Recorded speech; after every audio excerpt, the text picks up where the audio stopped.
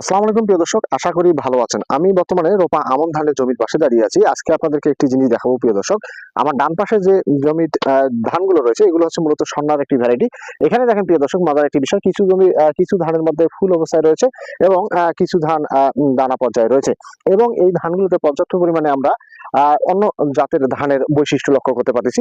কিন্তু পাশাপাশি আমার বাম পাশে যে জমিটি রয়েছে প্রিয় দর্শক, এটি হচ্ছে বিনা 17 জাতের একটি ধান। এই ধানটি কিন্তু পরিপক্ক পর্যায়ে রয়েছে, অর্থাৎ হলো হয়তোবা 2 থেকে 3 দিনের মধ্যে এই ধানটি কর্তন করবেন কৃষক। তাহলে হচ্ছে আমার ডান পাশের যে জমিটি তুলনামূলকভাবে উঁচু এবং বাম পাশের জমিটি তার থেকে একটু নিচু জমি। কিন্তু দেখেন এখানে কিন্তু ধানটি পেকে গেছে, কিন্তু এই আমার ডান পাশে যে জমিটি রয়েছে এটি ধান পাকতে কিন্তু এখনো লেট আছে এবং এই ধানটি কর্তন করতে প্রায় এখনো 10 থেকে 15 দিন বা 20 দিন মতো লাগতে পারে। সেক্ষেত্রে একটি বিষয়, বিবেচ্য বিষয়, সেটি হলো আপনি কোন ধরনের জমিতে কোন ফসলটি করবেন এবং কোন জাতের ধান আপনি করতে পারবেন সেটি কিন্তু আগেই চিন্তা ভাবনা করে নিতে হবে। কারণ পরিকল্পনা যদি সঠিকভাবে করা হয় সেক্ষেত্রে কাজের সফলতা হয় 100%। এই ক্ষেত্রে আপনাদেরকে একটি বিষয় মাথায় রাখতে হবে যে আপনার জমিটি কি ধরনের এবং জমিতে ধান কাটার পরে আপনি কোন ফসলটি করতে চাচ্ছেন সেই অনুযায়ী আপনাকে জাত নির্বাচন করতে হবে। ধন্যবাদ।